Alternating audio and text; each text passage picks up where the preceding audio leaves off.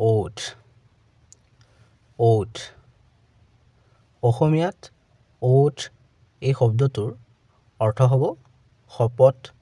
বা এটা আনুষ্ঠানিক প্ৰতিশ্ৰুতি অহা এই দুটা বাক্যৰ সহায়ত আৰু বেছি ভালকৈ বুজি লওঁ The witness took an oath সাক্ষীজনে এটা শপত খালে To tell the truth সঁচা কথা ক'বলৈ in court আদালতত ইয়াৰ সম্পূৰ্ণ বাক্যটো হ'ব The witness took an oath to tell the truth in court সাক্ষীজনে আদালতত সঁচা কথা ক'বলৈ শপত খালে Jury members swear an oath জুৰিৰ সদস্যসকলে শপত খায় to give a true verdict সঁচা ৰায়দান দিয়াৰ